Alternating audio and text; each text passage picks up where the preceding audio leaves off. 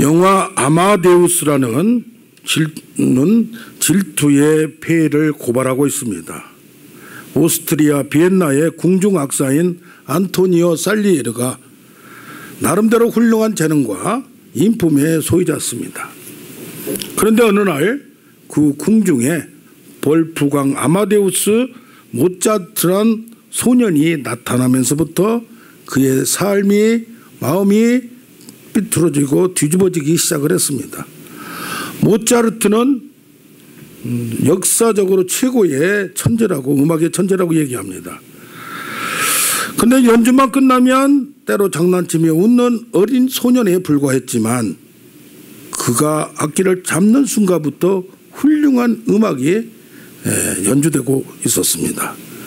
그러니까 지위도 높고 나이도 많은 이 안토니오 살리에리라는 이 음악가는 모차르트에 대해서 열등감을 가졌고 또 한쪽에서는 질투와 분노의 감정이 끌어올랐습니다. 그래서 그가 인격도 좋은데 인품도 좋은데 하나님께 따졌습니다. 하나님 어찌 이럴 수가 있었습니까? 저 어린 소년에게는 저런 놀라운 천부적인 재능을 주시고 왜 내게는 주시지 않는 겁니까? 질투의 노예가 되는 순간 재능마저 상실하고 하나님을 원망하다가 자신을 원망하다가 자살하는 비운의 악사가 되었습니다. 이렇게 하나님이 우리를 질투한다는 것을 오늘 깨닫는 시간 되기를 원합니다. 아멘. 미치도록 사랑의 질투를 하나님도 하신다는 얘기입니다. 오늘 제목을 같이 합니다. 하나님의 질투. 하나님의 질투. 첫째로 오늘 본문을 통해서 보면 유혹자의 유혹은 끊임없고 또한 우리 성도라 할지라도 내부의 욕망은 거기에 불같이 반응할 수가 있다는 얘기입니다. 여기 보면 발락 왕 모압 왕이 이스라엘 민족을 무너뜨리기 위하여 발람이라는 점술과 선지자를 고용했습니다. 돈을 주겠다, 좋은 직책을 주겠다. 그런데도 이 발람 선지자가 하나님의 영이 임함으로 바알 산당에 가서도 하나님의 말씀을 전하고 또 이스라엘을 저주하라 했는데 하나님이 보여준 대로 감동되는 대로 축복을 했어요. 그러면 그만큼 됐으면 4번이나 그랬으면 포기하고 각자 이제 결별까지 했는데 끝날 줄 알았더니 발락 왕이 또 발람을 보책입니다. 발락 왕은 유혹자로 우리가 볼 수가 있습니다. 끝까지 하나님이 저주를 못하게 막으면 다른 방법은 없을까? 저들을 넘어지게 하는 방법은 없을까? 하나님이 직접 때리지 않으면 인간이 올무를 놔서 덫을 놔서 새를 잡듯이 그렇게 짐승을 잡듯이 해야 되지 않는가 하다가 발람이란 선지자가 무슨 아이디어가 있을 것 같은데 끝까지 이 발락 왕은 그를 추궁되기 시작하고 추궁하기 시작합니다. 그 성경에 보면 요한복음에 보면 도둑은 도둑질하고 죽이고 멸망시키러 왔다고 했어요. 나는 목자는 너에게 생명을 주고 풍성하게 하려고 왔다고 합니다. 아멘. 그래서 우리에게는 이 세상을 살아갈 때 일반 인생사에서도 나를 돕는 자가 있는가 하면 나를 넘어뜨리게 하는 경우가 있습니다. 어떻게 보면 악연이란 말도 있습니다. 만남의 축복이란 말도 있습니다. 화해할 수 없는 관계가 있습니다. 지금 우리나라하고 일본하고 대개 보면 곁에서 가까이 붙어있는 나라가 원수지간이 됩니다. 저 인도와 파키스탄도 지금 핵전쟁을 하느니 마느니 막 그렇게까지 가고 있습니다. 그리스와 터키도 철천지 원수입니다. 스웨덴, 노르웨이도 철천지 원수입니다. 그리고 아랍과 이스라엘이 지금 미사일 쏘네만에 그렇게 지금 싸우고 있습니다. 그래서 세상에서는 우리가 뛰어넘어야 되는 존재가 있다는 얘기입니다. 그런데 성경에 보니까 우리에게 뭐가 있느냐? 마귀가 우리를 범죄하게 만들고 죄를 짓는 자는 누구에게 속한다? 마귀에게 속하나니 마귀의 자녀라고 얘기를 합니다. 예수님이 오신 목적은 마귀를 멸하러 왔고 또 마귀가 하는 일 자체도 못하게 만들고 특히 성도를 보호하는 겁니다. 할렐루야. 우리 신자라 할지라도 하나님의 자녀라 할지라도 유혹자가 공격자가 항상 있다는 얘기입니다. 영적으로는 이것을 사탄, 마귀, 귀신 이걸 앞자만 뚝 들여서 사마귀라고 일명 붙이기도 합니다. 그래서 우리가 은혜에 깊이 들어갈수록 은사에 깊이 들어갈수록 믿음에 깊이 들어갈수록 이런 영적인 것들이 나의 약한 부분을 통해서 또 나와 가까이 있는 약한 사람을 통해서 나를 공격하는 비법도 다 안다는 얘기입니다. 그래서 성경이 뭐라 마귀를 뭐하라? 대적하라. 대적한다고 성질만 내는 게 아니라 뱀같이 지혜롭게 오는 것을 우리도 뱀같이 지혜롭게 대적하고 간파하고 통찰하고 그가 공격할 때 뭘 공격하는 것을 나도 더 깊숙이 공격하는 우리가 되길 원합니다. 마귀를 대적하라 그러면 피하리라. 내 이름으로 귀신을 쫓아내라. 할렐루야. 우리는 싸워서 이겨야 되고 승리해야 될 줄로 믿습니다. 그런데 이런 유혹자 공격자가 우리를 하나님과 멀게 만들고 범죄하게 말고 쓰러뜨리고 자빠지게 만들어서 하나님의 축복의 반열에 못 들어가게 한다는 얘기입니다. 그런데 이 발람이라는 점술가가 다른 신도 좋은 신하면 다 섬기는 점술가고 하나님도 섬기는 그런 한쪽에서는 선지자라고 얘기하지만은 여러 가지 잡신을 섬기는 사람이에요. 그런데 하나님이 이스라엘 통해서 큰 일을 하고 능력이 있는 거 보니까 지금 잠깐 하나님에 푹 빠져 있어서 모든 욕심을 다 거절하고 4번이나 하나님 말씀대로 예언을 선포했어요. 그러나 그에게는 뭐가 있어요? 잡신을 섬긴다는 것은 일본이나 저기 인도나 신을 많이 섬겨요. 뭐 재능의 신, 공부의 신, 뭐 장사의 신, 좋은 거는 다 취하는 거예요. 그러니까 뭡니까? 욕망, 욕심, 성공, 성취, 쾌락 이것이 우선되어 있다는 얘기입니다. 그러다 보니까 발람이라는 선지자가 지금 하나님의 영이 통제하고 하나님의 영이 엄습을 하니까 지금 자기의 점수를 쓰지 않고 이렇게 하나님의 도구가 됐는데 속에는 뭐가 있어요? 이게 꿈틀거리는 욕심, 편안하려고 하고 잘 살으려고 하고 여기가 우선이 돼버린 거예요. 그러다 보니까 여기 31장 민수기 16장절에 나중에 보면 발람의 꾀를 따라 그렇게 나왔어요. 여기 25장 1절에 보면 발람이라는 말이 하나도 안 나와요.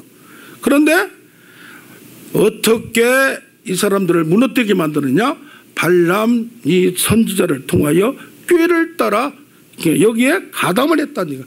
이스라엘 자손들이 부르 사건에 범죄하도록 가담하고 자기는 쑥 빠지면서 이 계략과 방법을 알려줬다는 얘기입니다. 그래서 요한계시록 2장 14절에 뭐라고 나오냐? 발람의 교훈, 즉 발람 선지자가 발락을 가르쳐서 이스라엘 자손 앞에 걸림돌을 두게 하고 우상 제물을 먹고 음행하고 하나님을 떠나게 만들었던 것이 발람 선지자라는 얘기입니다. 발람 선지자는 하나님의 인도로 이스라엘 축복하였으나 이스라엘의 약점을 잘 알고 있기 때문에 그걸 알려주는 겁니다. 그래서 뭡니까? 우리가 나의 욕심과 욕망이 누구나 이제 아무리 믿는다 치더라도 이건 어쩔 수가 없습니다. 그래서 뭡니까? 여기와 싸우는 우리의 마음 전쟁이 있고 그래서 뭐가 있어요? 로마서 7장에 내 마음에 전쟁이 있다고 했어요. 전쟁이 있어요. 하나님의 법과 육신의 법이 전쟁이 있어요. 그렇다고 해서 무슨 세상의 욕망 같은 것을 다 버려야 된다는 건 아니에요. 그러나 여기서 힘들어도 저항하고 싸우는 의지가 있는 거하고 그냥 포기하는 거랑은 큰 차이가 있다는 얘기입니다. 그래서 우리 인간에게는 나도 모르는 욕심이 아무리 하나님을 믿는 은혜를 받았던 치더라도 어쩔 수 없는 또 인간이 욕심이 없으면 세상에 살 욕심이 없으면 안 되는 거예요. 그래서 선한 욕심으로 바꿔서 성령의 인도를 매일 받아서 결단하고 싸우는 우리의 영적 전쟁, 인생의 전쟁이 죽을 때까지 있다는 것을 우리는 간파하고 통찰하고 대처해야 될 줄로 믿습니다. 잠깐 방심하면 아무리 은혜를 받은 아무리 큰 능력을 받은 모세 같은 사람도 넘어질 수가 있다는 얘기입니다. 어때요? 예수님을 넘어뜨리려고 베드로 수제자를 통하여서 십자가를 지지 마십시오니까 너는 사탄아 물러가라 했잖아요. 그걸 간파할 자는 우리가 되기를 원합니다. 아멘. 예. 그게 뭡니까? 하나님의 인도를 받을 때 깨닫고 나서 결단하고 결심하는 우리가 되어야 될 줄 믿습니다. 아멘. 이 발람 선지자는 욕심 따라 가려고 했는데 가는 곳마다 바알의 산당에 가서도 성령이 인도하고 말씀이 인도하니까 거기서 적진에 가서도 하나님 말을 전했어요. 그런데 그렇게 은혜를 받을수록 뭐 해야 돼요? 깨달아야 되고 결심을 해야 돼요. 아멘. 하나님의 영으로 인도함을 받는 자는 하나님의 사람이에요. 그런데 인도 받은 대로만 따라가다 보면 감동대로만 따라가다 보면 이것이 주관이었고 철학이었고 신학이었고 믿음의 원칙이 없다 보면 상황 따라 수시로 변해버려요. 그래서 어떤 경우 예언의 영이 강한 사람들이 민감해요. 그러다 보니까 뭐예요? 분위기에 따라 가지고 원칙도 모르고 그냥 끌려다니는 경우가 있어요. 그러다 보면 감동에 따라서 뭐에 따라서 악한 것이 감동하도 욕심에 따라서 끌려가는 경우가 있을 수가 있다는 얘기예요. 그래서 뭐예요? 하나님의 지혜가 말씀의 지혜가 있어야 돼요. 아멘. 그 영들을 분별하라. 할렐루야. 이런 우리가 되길 원합니다. 아멘.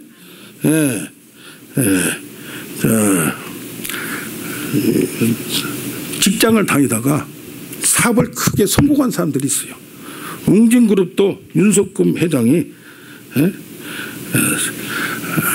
뭐였느냐 38년 동안 사람을 경영했다. 월급쟁이로 하다가 그걸 1980년도에 웅진이라는 회사를 만들어서 키우고 노력하고 해서 그룹까지 만들었어요. 그러다가 IMF 때 어려우니까 웅진 코웨이 있잖아요. 코웨이가 뺏겼다가 다시 또 잡은 거예요.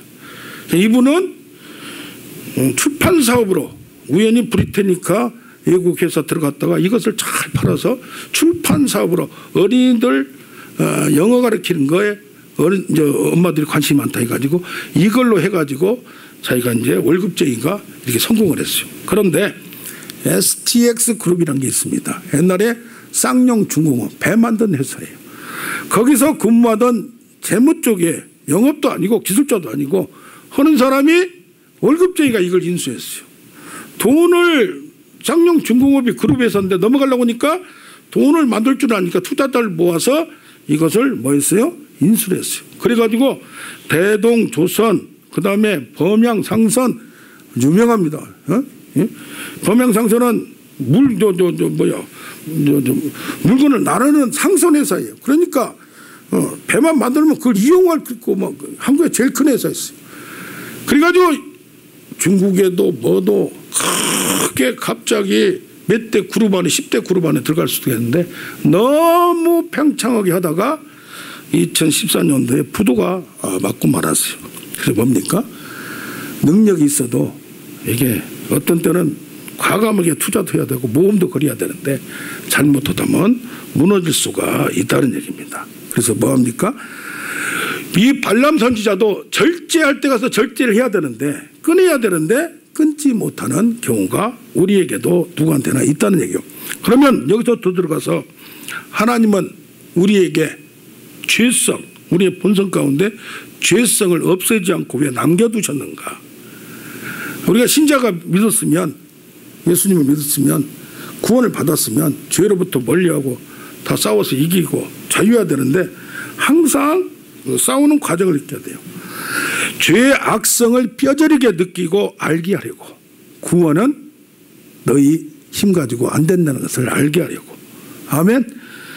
인간의 무능함 특히 하나님의 법을 지키는 데는 인간의 힘으로 못한 것을 철저히 깨닫고 무능함을 알게 하려고. 또 죄의 본성상 자주 넘어지고 쓰러져도 하나님은 끝까지 사랑하시고 이걸 성도의 견인이라고 합니다. 조금 못한다고 툭 쳐버리는 게 아니라 끝까지 그를 추적하여 넘어지더라도 다시 세우고 징계하든지 하더라가 만들어가는 하나님의 깊은 사랑 포기하지 않는 신실하심을 알게 하려고. 또한 죄의 본성과 싸우는 자기의 능력이 없음을 깨닫고 이걸 이길 수 있는 방법은 하나님이 도와주셔야 되고 성령이 나를 깨닫게 해주고 알게 해주고 능력을 주어야만 가능하다는 것을 알게 하려고. 하나님이 함께하면 사람은 할 수 없어도 하나님은 하실 수 있느니라. 내가 예수님과 똑같이는 못하더라도 예수님의 형상 가까이는 갈 수 있다. 오뚜기같이 넘어지고 다시 일어나고 넘어지고 다시 넘어지고 다시 일어나고 넘어지고 다시 일어나면 인간은 넘어질 수밖에 없고 쓰러질 수밖에 없지만 다시 일어날 수 있는 용기와 할렐루야 포기하지만 않으면 하나님은 절대 포기하지 않고 나의 등대에서 우리를 찾고 계심을 확신하는 우리가 되길 원합니다. 또한 더욱 강건하게 하나님의 뭐라고 합니까? 너희가 나를 믿지 못하겠게도 나를 하는 일을 보고 나를 믿으라. 너희가 나를 믿으면 나보다 더 큰 일을 하리라. 할렐루야. 더욱 강건하도록 훈련의 도구 스파링 파트너. 그래서 시험이 강할수록 어려울수록 더 강해지는 겁니다. 할렐루야. 그래서 결론적으로 하나님의 신비한 섭리는 다양한 목적을 이루는데 결국 포기만 하지 않으면 승리해서 싸워서 승리하는 우리가 될 줄로 믿습니다. 아멘. 네. 그래서 두 번째로 이스라엘의 백성과 지도자도 우상에 가담했어요.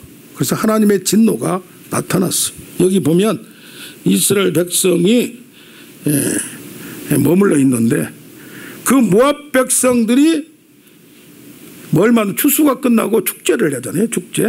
축제가 얼마나 많습니까? 봄이 되면 장미축제, 여름이 되면 물놀이, 갯벌, 저기 대천에는 뭡니까? 머드 축제, 진흙 축제, 해변, 바다 모래 축제, 가을에는 단풍, 국화 축제, 코스모스 갈대, 겨울에는 눈과 얼음 축제 많습니다. 노르웨이를 가봤더니 백야 축제가 있어요. 여름에 거의 쫙 축제는 햇빛 축제고 밤은 30분밖에 없어요. 겨울에는 또 밤이 거의 되고 이게 남극과 북극이 이게 교대로 됩니다. 그런데 가봤더니 축제 기간에는 결혼한 사람 부부간에도 그날은 하루 제일 짧은 시간 그날은 나이트를 가서 어디 가서 밤을 안 돌아도 괜찮는 축제가 있어요. 축제를 하다 보면 도마도 축제는 뭡니까? 그냥 독일에서는 그냥 도마대 그냥 모든 사람을 그냥 도마단에 그냥 온몸을 그냥 하는 여러 가지 축제가 있습니다. 이 축제 속에서 축제로만 끝내야 되는데 뭐예요? 그들의 신을 섬기는 것이 들어가. 문화 속에는 뭐가 들어가 있어요? 신앙이. 요가나 단 같은 데는 뭐가 들어가 있어요? 그쪽 인도 쪽에 신앙이 들어가 있어요. 그리고 특히 우리도 국악을 많이 하는 건 좋은데 국악 속에 깊이 들어가다 보면 국악의 민속 신앙이 그 분별할 줄 알아야 돼요. 아멘. 그래서 뭐요? 문화 속에는 일본도 뭡니까? 인사참배가 일제시대의 문화 중에 하나다 그런 거예요. 문화 속에 종교성이 있다는 얘기입니다. 그래서 뭡니까? 이렇게 이들이 초청을 했어요. 누구를 초청해? S라인으로 모양새도 다르고 다른 여자들이 와서 초청장을 주고 가는 거예요. 초청장을 주고. 그러니까 이 또 광야에서 뭐만 먹었어요? 만나만 먹고 겨우 외출하게 한번 몰아칠 때만 먹었는데 여기는 갖가지 음식이 양 고기들이 쫙 있지. 먹었지. 거기다가 광야에서만 살고 왔던 그 집안의 여자들에 비해서 여기 여자들은 그냥 여기서 좋은 향기로 그냥 뭐 완전히 치장을 해서 초청을 하는데 뿅 간 거예요. 그러니까 뭣도 모르고 그냥 갔다가 거기에 빠져 들어가는 그들을 봅니다. 그래서 뭡니까? 가나안 땅에 들어가기도 전에 들어가면 그런데 따라가지 말라. 결혼도 하지 말라 하는데 지금 시온 왕을 죽였지, 바사 왕을 죽였지, 승리에 도취되고 그냥 이렇게 뭐 거칠 게 없다 보니까 방심하고 경계를 풀어버리면서 거기에 참석함으로 말미암아 여기서 문제가 생기기 시작합니다. 이스라엘 자손들만 간 게 아니라 누가 갔느냐? 이스라엘 지도자들도 참석하게 되었다는 얘기입니다. 그래서 이솝 우화 중에 파리와 불나방이라는 이야기가 있습니다. 파리가 향긋한 냄새가 나는 꿀 항아리에 앉아서 꿀을 먹기 시작했습니다. 오래간만에 맛을 본 거라서 정말 꿀맛입니다. 처음에는 변두리에서 꿀을 조금씩 빨아먹었는데 얼마나 맛있던지 꿀맛에 유혹받기 시작합니다. 그래서 나중에는 아예 꿀 항아리에 살살살살 들어갑니다. 날개가 있으니까 내가 빠져나올 수 있지. 꿀 항아리 속에 들어가니까 이제 마음대로 되지가 않습니다. 이 뭐요? 날개가 닿아버렸으니까. 왜냐하면 날개가 붙어서 꼼짝 못하기 때문에 결국은 파묻혀서 꼼짝을 하지 못하게 됐습니다. 그것을 보고 있던 불나방이 파리의 모습을 보고 짠짠짠 그냥 치를 들면서 핀잔을 합니다. 멍청하게 그것도 빠져들어가서 나오지도 못하냐. 그런데 빈정대는 불나방 앞에 파리가 할 말이 없습니다. 잠시 후에 저녁이 되어서 등불이 하나씩 켜지기 시작합니다. 등불을 보고선 불나방이 불 쪽으로 갑니다. 더 센 쪽으로 갑니다. 더 가까이 갑니다. 그러다 보니까 뭡니까? 그만 불에 타서 죽고 말았습니다. 그러니까 꿀 속에서 아직 죽지는 못하고 바득거리고 있던 파리가 말합니다. 너는 나보다 더 멍청이야 라고 했다고 합니다. 이게 뭡니까? 우리는 유혹을 받으면 내 속에 있는 뭐가 욕망이 나도 모르게 이게 지남철 뭐라고 속으로 지남철이죠. 이게 붙어서 나도 모르게 빠져나오지 못하는 경우가 있을 수 있다는 얘기입니다.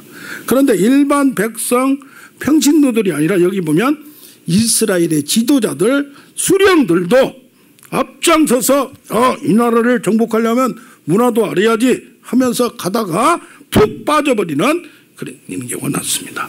그래서 하나님이 모세에게 저들을 제거하라 그리하면 내가 하나님의 진노가 떠나리라고 말을 합니다. 그들의 수령들을 태양을 향하여 뭐라라? 요 앞에 목을 달라고 합니다. 그러니까 너희를 백성들이 보라고 한 게 아니라 하나님이 보도록 백주에 낮에 태양을 보고 만천하에 공개해서 거기에 가담했던 사람들을 다 까벌려서 드러내라고 얘기를 합니다. 그런데 여기 보면 지금 그 말을 듣고 울고 있는 백성들이 다 울 때에 모든 백성들이 울 때에 한 청년 남자가 미디안 여자를 끌고 형제들에게로 오는 거예요. 여기에 두 가지 해석이 있어요. 내가 여기를 여러분한테 괜찮다고 얘기를 하는 것도 있고 또 하나는 이 미디안 여자 저 여자들 여러분 앞에 잘못했다고 내놓는 경우가 있고 해석은 뭐 좀 이리나 저리나 별 큰 건 아닙니다. 그러면 뭡니까? 현행범으로 지금 붙잡혀서 꼼짝 못하고 끌고 있는 그에게 지금 하나님은 진노하신다는 얘기입니다. 자, 여기 미디안 여자는 유혹의 도구가 됐습니다. 그러므로 말미암아 여기에 24,000명이 다 죽게 됐어요. 24,000명이면 그들의 어린아들까지 200만 명으로 한다면 1%가 연병으로 죽게 되는 거예요. 그런데 고라 자손이 반역할 때는 14,700명이었어요. 그러니까 우상을 숭배하지 않고 지도자에 반역한 것은 그의 반절밖에 안 되는데 뭡니까? 우상을 숭배한 것은 하나님 자체가 분노했다는 것을 보게 됩니다. 그래서 어떻게 돼요? 하나님이 진노하셔서 저들을 갑자기 연병이 흩어지기 시작했어요. 어린이나 뭐 그냥 모든 사람들에게 이런 유혹의 도구가 있는가 하면 모압 여인 중에 나중에 보면 뭡니까? 모압 여인이 한 민족을 살리고 그 여인이 모압 여인인데 거기를 팽개치고 이스라엘 나라로 와서 지금 시어머니 집밖에 없고 아무도 없는 거기 그 집안을 일으키고 그래서 보아스와 함께 어느 남자를 만나서 후손을 낳았는데 그게 후손 중에 다윗왕 이스라엘 나라를 든든하게 세웠던 다윗왕의 할머니가 되는 놀라운 사건이 나타나. 그래서 뭐요? 어떤 경우 같은 미디안 사람도 유혹의 도구가 되는 사람이 있는가 하면 의의 도구가 되는 경우도 있다는 얘기입니다. 할렐루야. 그래서 하나님은 그걸 왜 꼭 이렇게 연병으로 죽여야만 되는가? 이것이 뭐냐면 시범 케이스로 즉시 나타나는 경우가 있어요. 하나님은 우리가 죄를 지면 뭐 잘못한다고 바로 하지는 않습니다. 그런데 지금 이스라엘 백성들이 저 땅을 들어가기 전에 우상부터 갑자기 허무하게 40년 동안 훈련을 받아도 여기서 쓰러버지는 그에게 즉시로 징벌하여 교육용으로 모든 사람에게 그걸 보이는 경우가 이게 헤레미의 법칙입니다. 이게 뭐예요? 아간의 경우도 여리고를 치고 나서 다 챙기지 말라, 재물을 챙기지 말라 했는데 재물을 챙겼을 때 그런 경우가 있고, 신약에서도 사도행전 5장을 보면 아나니와 삽비라가 초대교회를 세우러 가는데 욕심이 들어가서 그게 굴복할 때 본때로 이렇게 모델 케이스로 하는 경우도 있다는 얘기입니다. 이걸 보면 뭐요?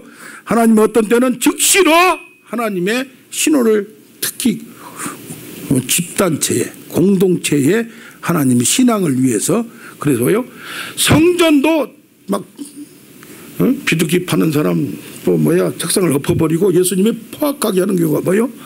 교회를 순수성을 지키기 위하여. 아멘.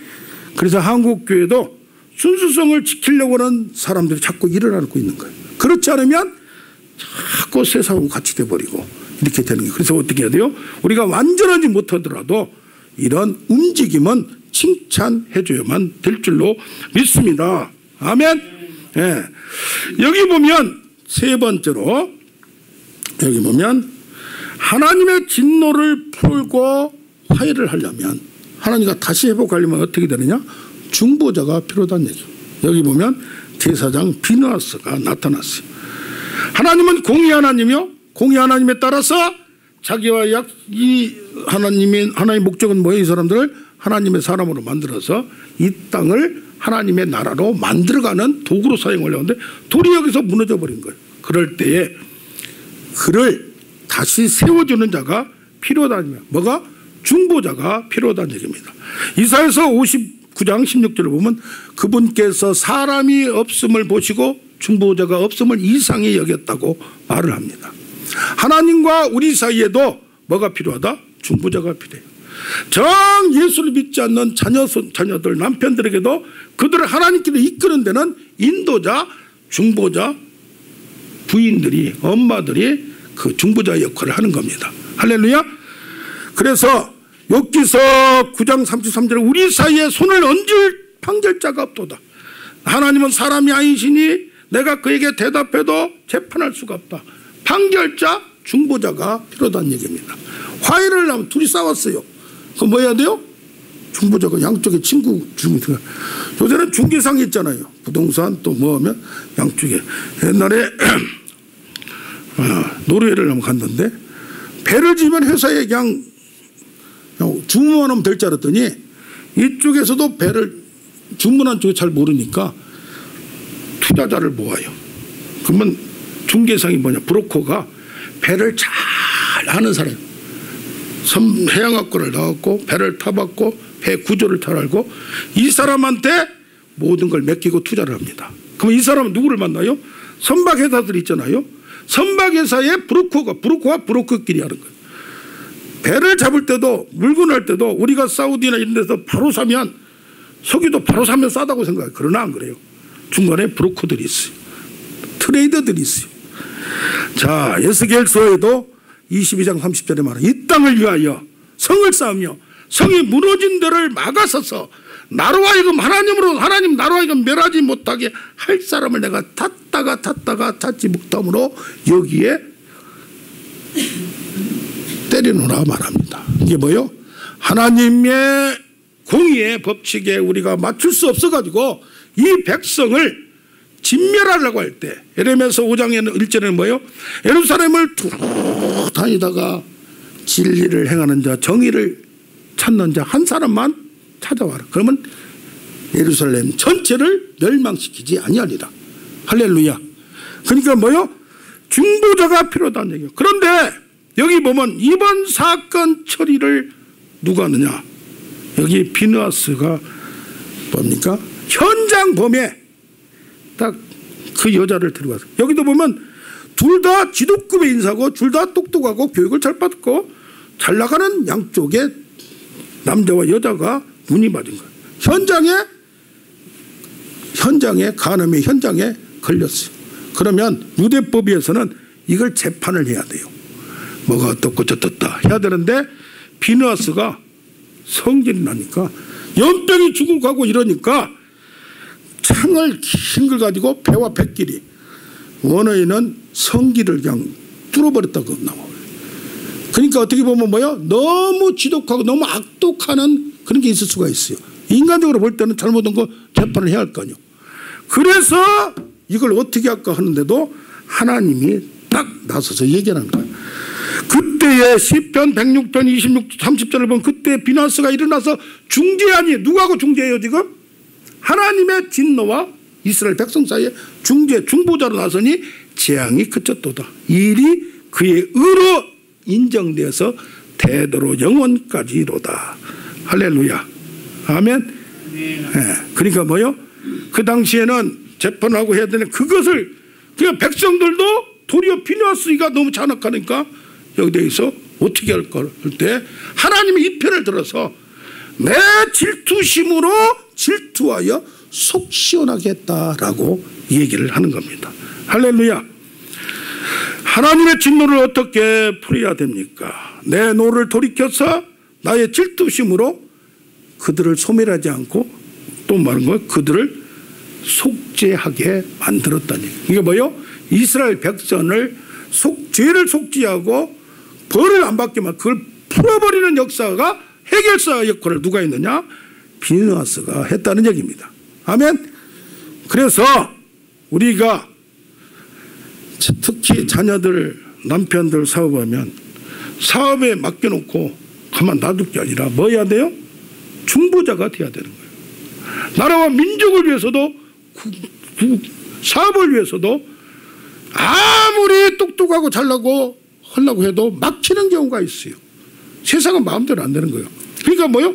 남편이 뭘 하는데 못한다고 그 결과만 따지지 말고 그 과정에 참여해서 하나님이여 제발 남편을 보지 마시고 축복하여 주시옵소서.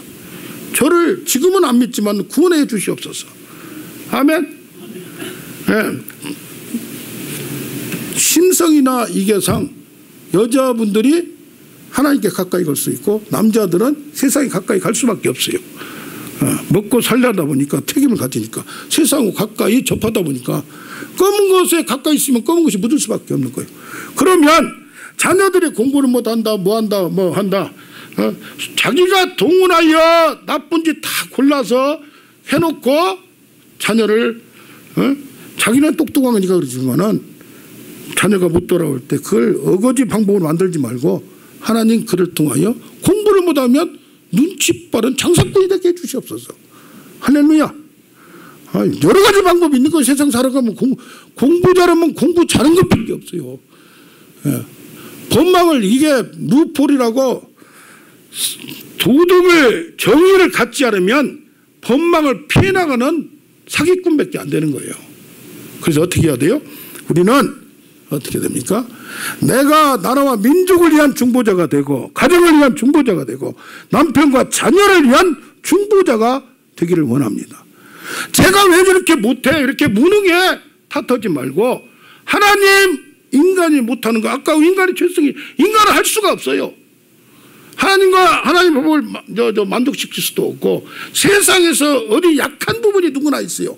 거기서 헤어나지 못하는 그 사람을 볼 때 능력이 부족할 때 그걸 누가 해줘야 되느냐? 하나님의 은혜와 능력으로 돌파를 해야 되는데 자기는 가만히 자빠져 있고 결과만 가지고 뭐라고 따지고 판단하면은 자기는 가만히 있어도 결과 좋으면 얻어먹고 향유를 누리고 책임이 없는 거예요. 그 어떻게 해야 됩니까? 기도를 해줘야 되고 근심을 해줘야 되고 같이 동행을 해줘야 되고 그게 부모의 책임이고 같은 책임이 있는 겁니다. 남을 나라 해놓고 잘 되면 누리고 안 되면은 핀자는 건 누구나 할 수 있는 거예요. 할렐루야. 이 비누아스는 누구의 심정을 가졌습니까? 지금 하나님의 심정을 가졌어요. 하나님이 어떻게 보느냐. 불타는 하나님과 가까이 있다 보면 하나님의 생각과 심정과 그 생각을 알게 돼요. 목적을 알게 돼요. 그러니까 질투심이라는 거예요. 갈망, 하나님을 사모하니까 이게 뭡니까? 질투가 무슨 시기 질투하는 그것만이 아니라 뭐합니까? 사랑의 질투가 되는 거예요. 그토록 사랑하니까 저렇게까지 질투하는 하나님을 보기를 원합니다. 아멘. 네. 성경에 보면 질투란 게 많아요. 이게 뭐냐면 질투하는 하나님이란 게 얼마나 많은지. 출애굽기 34장 14절에는 너는 다른 신에게 절하지 말라. 나는 질투의 하나님이라. 신명기 4장 24절에도 내 하나님 여호와는 소멸하는 불이시오. 질투야. 그냥 불 태워버리듯이 그냥 불같이 일어나는 질투가 사랑의 질투예요. 사랑의 질투. 할렐루야. 우리는 사랑 안 하면서도 질투하잖아요. 할렐루야. 6장 15절에는 너희 하나님 여호와는 질투하는 하나님인즉 너희 하나님 여호와께서 네게 진노하사 질투하니까 너를 똑바로 만들려고 하니까 때린다. 진노하사 너를 지면에서 멸절시키니까 두려워하라. 그런가 하면 아가서 8장 6절은 뭐라. 너는 나를 도장같이 마음에 품고 도장같이 팔을 붙이고 다니라. 누구를? 하나님을. 하나님의 질투. 사랑의 질투. 사랑은 죽음같이 강하고 질투는 수월같이 지옥같이 잔인하다고. 잔인. 불길같이 일어나나니 그 기세가 여호와의 불이니라. 그래서 여호와의 불, 성령의 불을 받으면 우리에게 있는 악한 것들도 죄악성도 확 태워버리고 하나님의 사랑의 불로. 할렐루야. 아멘. 말씀의 불을 받으면 말씀은 불방망이 같지 않냐. 이 말씀이 떨어뜨리면 아무리 완악한 사람도 다 깨져버리고 이 말씀이 불방망이 같이 돼서 어떻게 돼요? 바위를 깨트려버린다는 얘기요. 그래서 말씀 속에 은혜가 떨어지고 사랑의 불, 성령의 불이 떨어져 버리면 아무리 완악하고 무능하더라도 불같이 일어나는 뭘 줘요? 하나님을 사모하고 사랑하는 여호와의 불을 주는 거예요. 할렐루야. 아멘. 제가 몇 주 전에 한번 간증한 적 있잖아요. 주일 아침에 왜 하나님을 사모하고 하지 못하는 나도 보고 많은 사람들이 너무 안이하게 신앙생활하고 잘 되는 것만 원하는 거기 막 주일날 새벽에 울음이 터뜨리는 것을 나도 모르게 울음이 터져나온 것을 내가 경험했어요. 할렐루야. 하나님을 사모하는 불같은 소원이 우리에게 있어야 될 줄로 믿습니다. 아멘. 성령의 불, 사랑의 불, 여호와의 불이 그냥 온 게 아니에요. 사슴이 시냇물같이 정말 하나님으로 100% 통치를 받고 내가 하나님을 100% 알 수는 없지만은 깊이 알려고 노력하고. 그래서 모세는 뭐 했어요? 하나님 제발 보여주십시오. 등밖에 모르는 거예요. 우리가 하나님을 전면에 볼 수도 없고 하나님을 전체할 수도 없고 이제까지 능력을 아무리 받은 사람들 툭 쳐다보고 툭만 해도 모든 병이 만둔배가 일어나고 하는 분들도 있어요.